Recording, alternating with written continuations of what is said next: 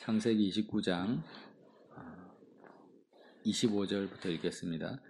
야곱이 아침에 보니 레아라 라반에게 이르되 외삼촌이 어찌하여 내게 이같이 행하셨나이까? 내가 라헬을 위하여 외삼촌을 섬기지 아니하였나이까? 외삼촌이 나를 속이심은 어찌 됨이니이까? 라반이 이르되 언니보다 아우를 먼저 주는 것은 우리 지방에서 하지 아니하는 바이라. 이를 위하여 7일을 채우라. 우리가 그도 내게 주리니 너가 또 나를 7년 동안 섬길지니라. 29장의 내용은 이제 드디어 야곱이 삼촌 라반을 만나게 됩니다. 그 여정이 결코 짧은 여정이 아니라 1500km, 2000km 이상을 걸어서 갔으니 얼마나 힘들고 어려웠으며 많은 위협이 있었겠습니까? 그런 절대적인 어려움 속에서 긴 여정 가운데 라헬을 만나니까 붙들고 입 맞추고 소리내어 울었다고 하죠. 라반도 야곱의 소식을 듣고 달려와서 13절에 보니까 영접하고 안고 입 맞추며 자기 집으로 인도하여 드렸습니다. 이상가족 상봉보다 더 감격적인 그런 혈육의 만남을 기록하고 있습니다. 라반과 야곱의 관계는 삼촌과 조카 관계이기도 하고, 나중에 이제 라반의 딸 레아와 라헬을 아내로 맞이하기 때문에 두 딸의 사위, 장인과 사위 관계입니다. 또 품삯을 주고받기 때문에 사장과 직원 관계죠. 어떻게 더 이상 이 정도로 밀접하고 가까운 인간관계가 있을 수 있을까 할 정도로 삼촌 조카 관계에 장인 사이 관계에 사장과 직원 관계가 이 세 관계가 얽혀 있는 거예요. 또 손자들 낳으면 할아버지, 손자의 할아버지잖아요. 이런 혈육의 관계 속에서 이제 야곱의 연단이 시작되어지는데, 첫 번째가 속는 거죠. 라반에게 속습니다. 둘째 딸 라헬을 위해서 7년을 일했는데, 야곱이 참 안타까운 현실은 뭐냐면 아버지 이삭은 리브가를 아브라함의 그 종이 리브가를 만났을 때 하루 만에 데려오지 않습니까? 믿음으로 머물고 가라 하니까 믿음으로 그냥 안 된다. 나는 빨리 주인에게 돌아가야 된다. 여호와께서 이 행하신 것이다 하면서 그 다음날 바로 리브가를 데리고 떠납니다. 라반이 좀 황당했겠지만 하나님이 하신 것 앞에 굴복하는 거죠. 하나님이 역사하시니까. 근데 이번에는 라반이 자기 딸에 대해서 야곱의 이야기를 다 듣고 야곱을 붙잡아 버리는 거죠.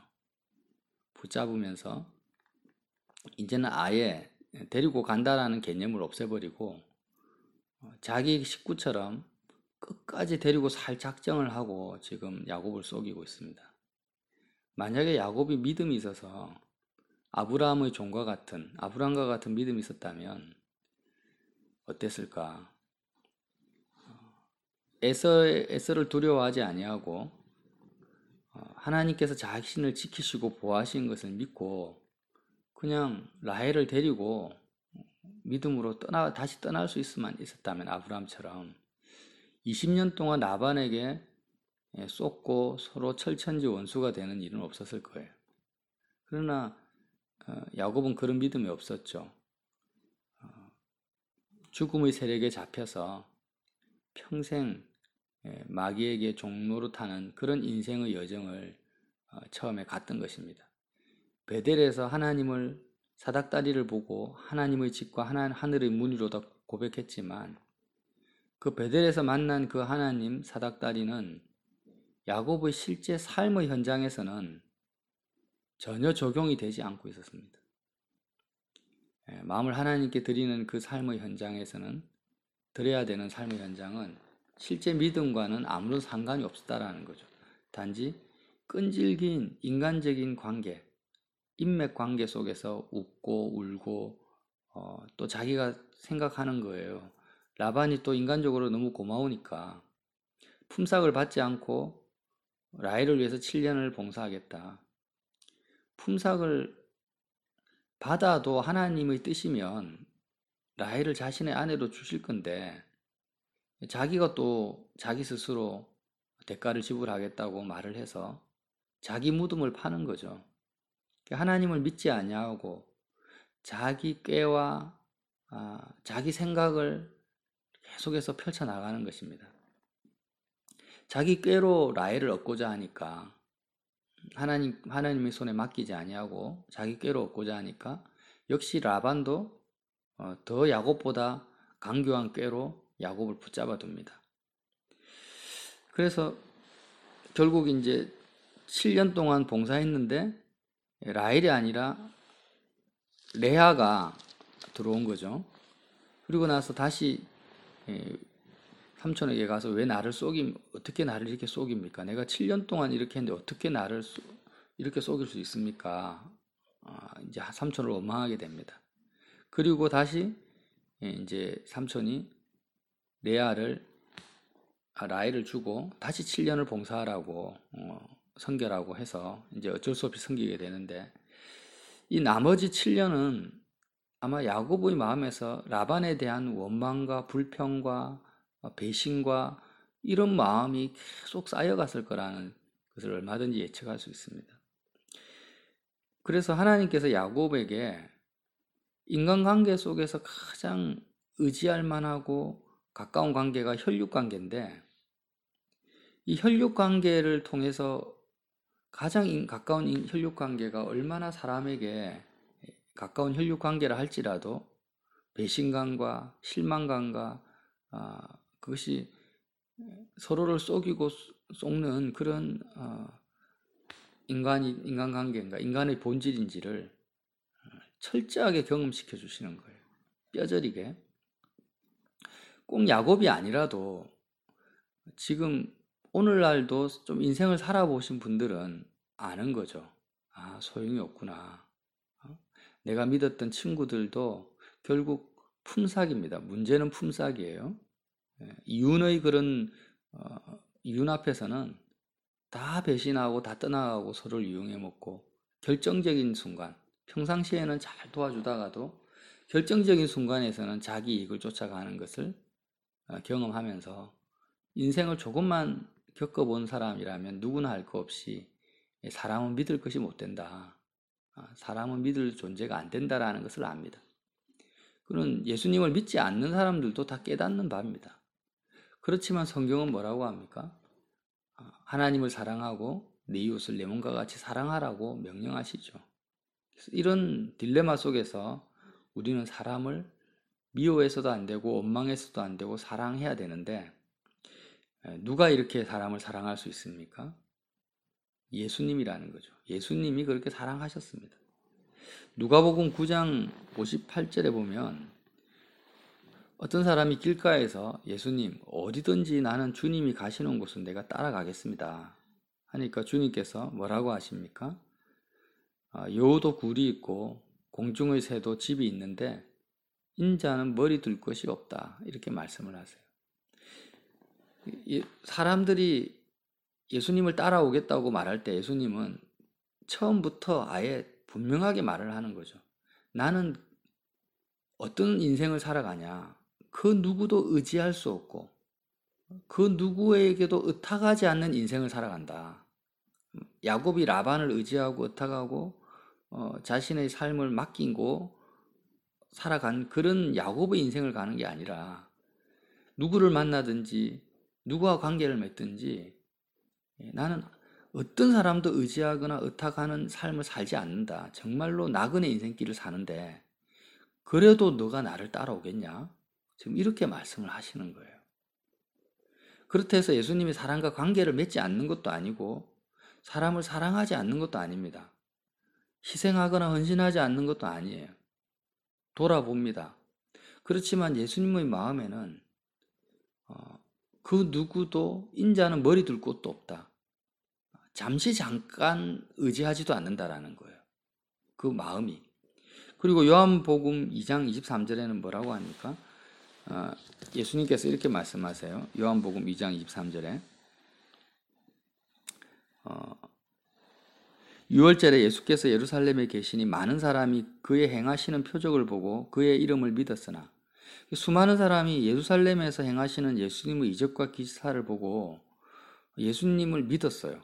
예수님을 따랐고 추종했지만 24절에 예수는 그의 몸을 그들에게 의탁하지 아니하셨으니 이는 친히 모든 사람을 아시며 또 사람에 대하여 누구의 증언도 받으실 필요가 없었으니 이는 그가 친히 사람의 속에 있는 것을 아셨음이니라.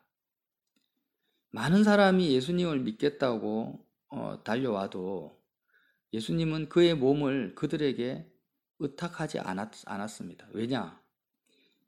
모든 사람이란 어떤 존재인지를 아셨기 때문에 사람에 대해서는 누구의 증언도 받으실 필요가 없은 것입니다.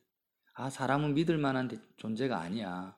저 사람은 당신을 이용해 먹을 거야. 이런 조언을 받을 필요가 없는 거예요. 그가 친히 사람 속에 있는 것을 아셨다라는 거예요. 사람 속에 있는 것이 뭡니까? 이 세상 것으로 기쁘고 만족하고자 하는 죄라는 것입니다. 하나님을 사랑하는 것이 아닙니다. 주님은 어떻게 사람들을 사랑했습니까? 사람을 의지하지 않고 사람에게 의탁하지 않는 것으로 사람을 사랑할 수 있다는 거죠.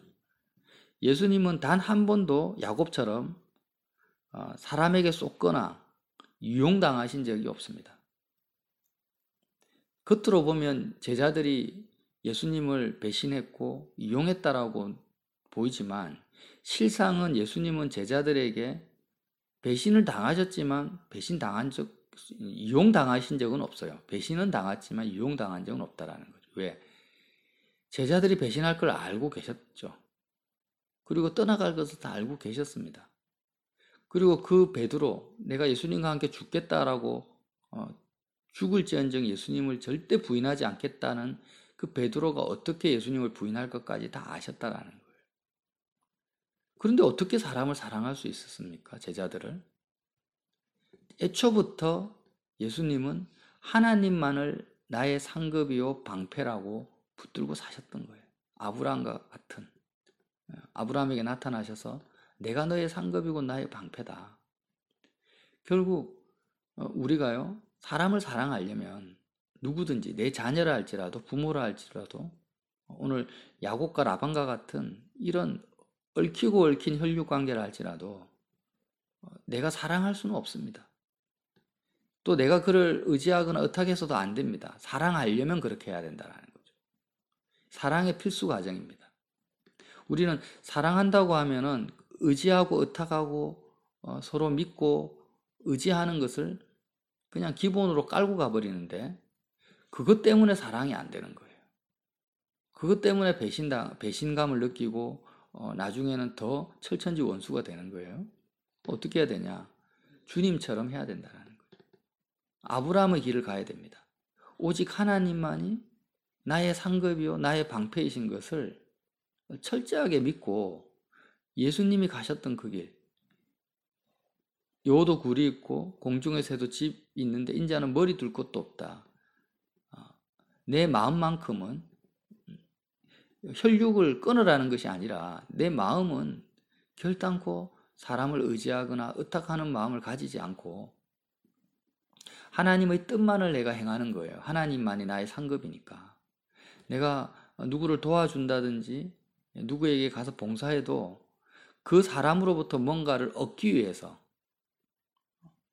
또 그 사람을 나의 방패막이로 삼으려고. 지금 야곱은 라반을 방패로 삼고 있는 거거든요. 에서로부터의 그 공격, 그 위협에 대한 방패로 라반을 삼고 있고 라반은 야곱을 방패로 삼고 있습니다. 왜냐하면 그 당시에 라반의 입장에서는 아들이 없었거든요. 첫째 딸 레아는 시력이 안 좋다고 나옵니다. 시력이 안 좋으니까 양을 칠 수가 없어요. 시집 보내는 것도 힘들어요.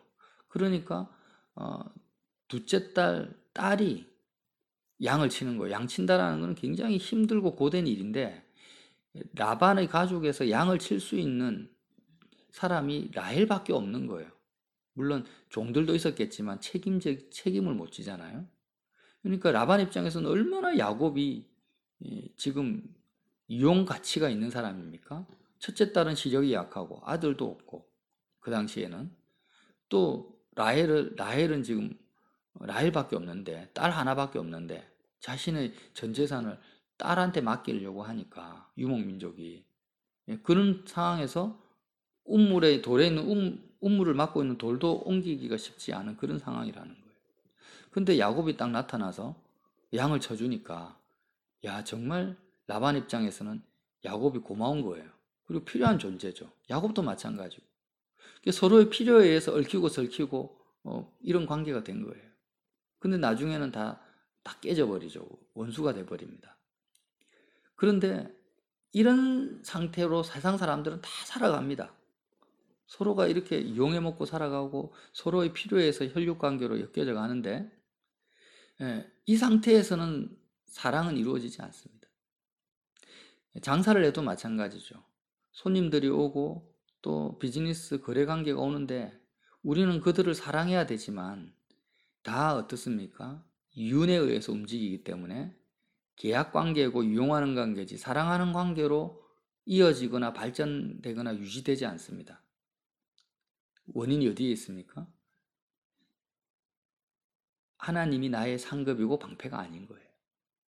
하나님만이 나의 상급이고 방패인 삶을 사는 사람은 무엇을 하든지 간에 배신을 당해도 그 배신 당함으로 인해서 상처받지 않고 이용당하지도 않습니다. 아예 왜 애초부터 하나님의 뜻을 행하는 거지 사람이 나를 이용해도 그것이 내가 이용당했다라는 생각 자체도 안 가진다라는 거예요. 예수님처럼. 그러니까 하나님의 뜻이 그를 용서하는 것이면 끝까지 용서하는 것이고 그에게 베푸는 것이면 끝까지 베풀 수 있는 사람이 지구상에서 유일무이하게 아브라함의 후손들밖에 없다라는 것입니다. 아브라함의 후손만이 사람을 사랑할 수 있습니다. 그래서 사랑은 하나님께 속한 것이라고 성경은 아예 못을 박아 놓고 있는 거예요. 이 말이 무슨 말씀입니까? 하나님만을 나의 상급과 방패로 삼은 자만이 사랑할 수 있다라는 거예요. 혈육이든 누구든지 간에. 그런데 야곱은 그걸 몰랐던 거죠. 머리로는 알았는지 몰라도 삶에는 1도 적용을 안 한 것입니다. 그래서 결국 처음에는 울고 불고 눈물을 흘리고 껴안고 입 맞추고 딸도 주고 뭐 그냥 돈도 안 받고 7년 14년을 봉사를 하고 그런 관계인데 점점점 어떻게 됩니까? 원수가 되어져 가는 거죠. 이런 과정들이 야곱에게 필요했었습니다. 하나님이 허락하신 거죠. 왜 하나님 아브라함의 길을 안 가고 있으니까 네 꾀와 네 생각으로 그렇게 사람을 사랑해봐라. 그러나 남는 것은 아무것도 없다라는 거예요.